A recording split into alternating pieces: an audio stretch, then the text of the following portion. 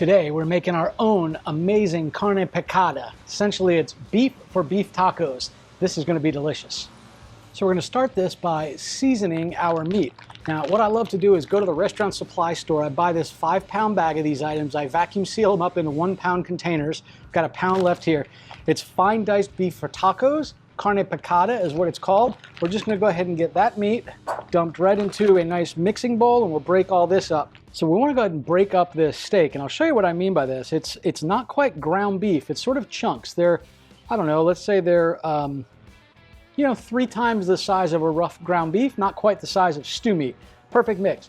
What we're going to do is we're going to add in some taco seasoning. You can make your own. I'll give you a good recipe here in just a minute. But you want to put this in there and mix it together. Ideally, you want this to sit for an hour or 2 in the fridge. So we're going to put this in here real quick. We're going to mix it up. To make your own, it really is pretty easy. I'll put a little thing right up here on the screen, and we'll talk about what it has. So let's do this in parts, because you can make it in whatever quantity you have. I made about 1/3 of a cup total here. That's going to be more than enough for this 1.25 pounds or so of meat. All right, so looking at this list, if we start at the top, you're going to see on there chili powder. You want to do about 2 parts of chili powder. So if you're doing this by the tablespoon, 2 tablespoons. If you're doing this by a cup, 2 cups. I would suggest you start with a tablespoon or 2 for the chili powder, which is the highest quantity. So 2 tablespoons of chili powder. Right below that, we want to do 1 tablespoon of cumin, or half of that amount of cumin. Now the rest of these are all sort of at the same amount, so this makes it real easy. If we have 2 tablespoons of the chili, 1 tablespoon of the cumin, we're going to essentially do a half tablespoon of garlic powder, onion powder, paprika, oregano, salt, and pepper. Now the last one is you can put up to a half teaspoon, or essentially a half part, of cayenne pepper in here. It's entirely up to you. It's in the middle. It says to taste.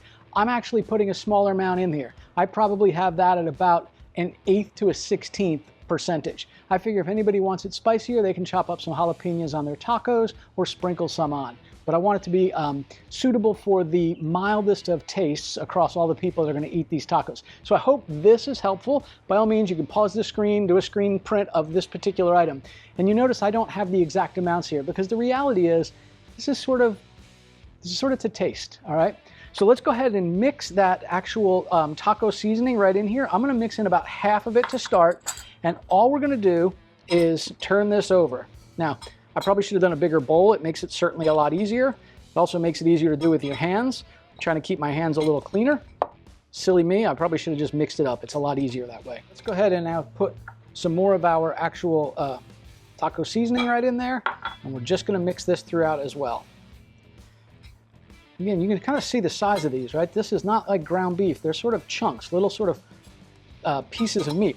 If you want to make your own carne picada, by all means, you can certainly do that. Buy you a chuck roast or a chuck roll and slice and chunk that up.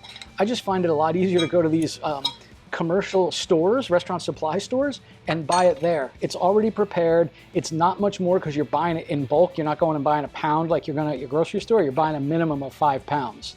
And now we just want to go ahead and cover this up and put it in the fridge for about 2 hours. If you leave it overnight, that would be fine. I just like a little bit of time to get some of that flavor to sink into this. With that, we'll prepare the rest of the ingredients. Really going to be pretty simple. It's going to be some corn and flour tortillas, a little bit of oil on the griddle. I'm going to get a little bit of beef bouillon. I'll show you how to do a bit of a cheat on a street taco, or a birria style street taco. And we're going to get some cheese and sour cream. Let's come back after 2 hours. So it's been just about 2 hours, and now what we want to do is we want to get everything ready to go, because this goes pretty quick. We're going to do this on the Blackstone. We'll fire it up here in just a minute. Let me talk about what we have.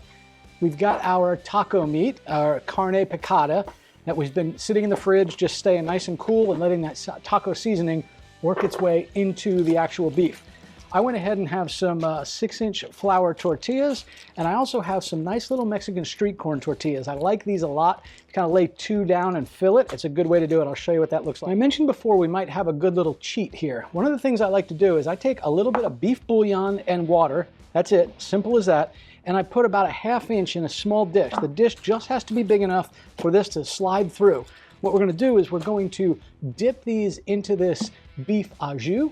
It's a little bit like a birria taco, the way you actually put the tortillas into that sauce before you griddle them. But this is a good cheat without going through having to make a true birria taco.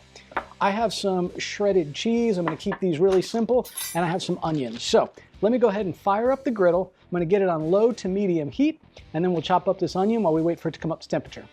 Now when I do this, I'm going to cook on the left side of my griddle. I'm going to leave the right side off so I can move things over to control temperature. So let's just go ahead and turn this on. Hit our fire button till it fires. Just heard it. Go to the next one. All right, they both came on. We'll put this down to about 7 o'clock on the dial. That's where I like it. I just have a half an onion left over from something else we made. I'm just going to cut this up. And I'm really only doing this for my tacos. I know the rest of the family is not a big fan, so cutting them nice and thin. And then we're going to chop them as well so they cook good and quick. Here's a nice thing. This is the small little seasoning bowl I had from before. I'm just going to use that to put our onions in. I don't want to do them too small. I'm not mincing them. I'm kind of going in about 1/4 to 1/2 inch size, about like this. That'll be perfect. Because as we griddle those, they'll get a little bit nice and soft. I'm going to miss that. That's all right. And they'll be perfect for draping right into our taco. Now, I know 90% of you that'll make this will want to add some pico de gallo or salsa. I would encourage that. It's absolutely amazing. I'm not doing it because honestly, I'm the only one in our household that likes it that way. It's just easier to make it without. And then yes, I go get a jar of paste picante sauce out of the fridge and I'll spoon some on my tacos when we eat. At this point, we are ready to get this stuff on the griddle. It's probably good and warm. I'll go ahead and get this just spread out where I believe we're going to do our beef. I do not use a lot of oil here. I'm just doing a small amount to keep it from sticking. That's it. So when I do my onions, I'm kind of going between this burner that's on and this burner that's off. And I like to do my onions in butter. I just think it has a better flavor. You'll notice I'm in a bit of a warm area or cool area right here. It's not sizzling like it did over here. You can see it already sizzling up. That will add to my flavor. Get those onions on there. And we are going to do the same thing now with our carne picada. Get a little bit of that meat in there just to get the seasoning off the bottom. There we go. Now you can certainly do this with your spatula. I use these forks for mixing my seasoning. I'm just going to spread this out a little bit. I like to get these a bit browned, almost like small little bits of fajita. That's the way I like to do mine. All right, they're already starting to get brown a little bit. Just going to spread these out. And again, this section is the hot section right here.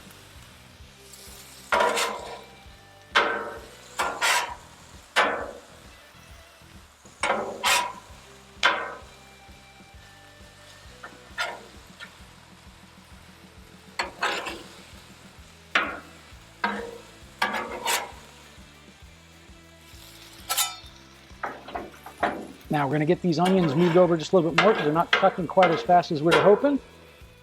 And we're going to get a little bit more of butter right on that hottest part of the griddle. Now these guys have been on for probably about 4 minutes. And you can see there it's getting nice and crispy on one side. That's exactly what we want to see. Now I just want to ensure these are good and tender. Remember before I talked a little bit about our au jus trick. What I'm going to do is I'm going to take a little bit of that au jus that we created for dipping our taco shells in. I'm just going to pour a bit of that on there and let that steam help cook these guys.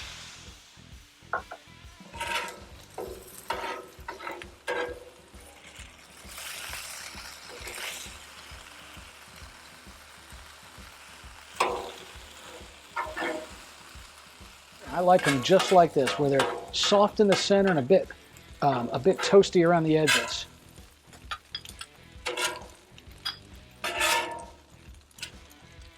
And now we're just going to get all of this taco meat right in here. Carne picada.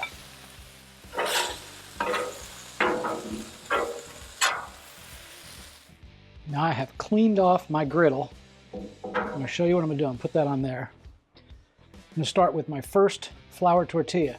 Basically, I'm going to drop it in there, run it right down in there, flip it over. Same thing, grab this other end, ensure it goes all the way in under there, and we're just going to drop that right on the griddle.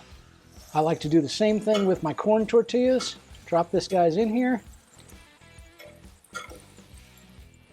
On these guys, on these I overlap them by just a bit. I'll show you what I mean. Just about like that.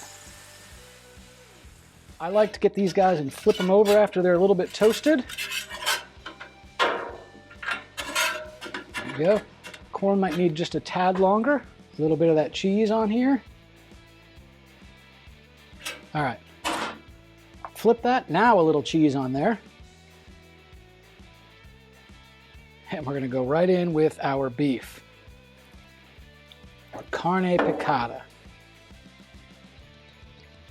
Now you can load these up as much or as little as you want. On the corn tortillas, they crack easily if you go too thick. So you go with some there, but not quite as much. I like to put the hot meat right on top of the cheese. On this flour tortilla, I'm going to fold this over almost like a half of quesadilla.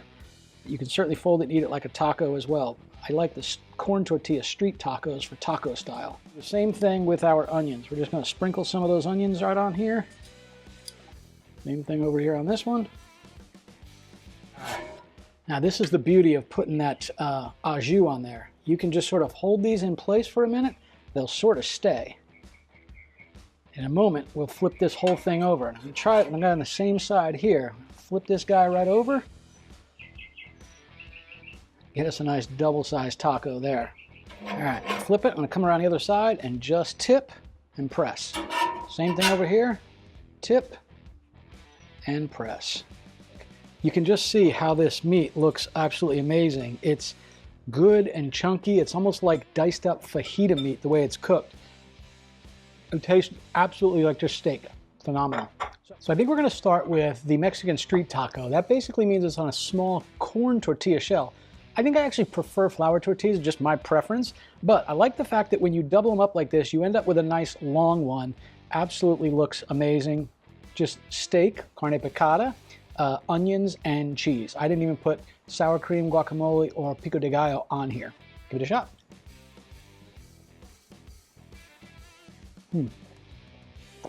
That is amazing. Dip in the taco shell in that au jus. Absolutely delicious. All right, we're going to try the flour one next. Now, I am a fan of flour tortilla tacos. That's just the way I prefer to do them. I like them the soft tacos, but heated as opposed to the taco shells, the crunchy ones. I always feel like more of that falls out of the taco shell, which if you got a plate underneath, great. Use a fork at the end, you end up with this great little flavor bomb, but here we go. Again, that is phenomenal flavor. That chili powder and cumin and garlic and a little bit of hot pepper just has a great flavor. And I like the fact that it's almost like eating bits of steak fajita meat as opposed to ground taco meat. It's not as wet and pasty as taco meat might be normally.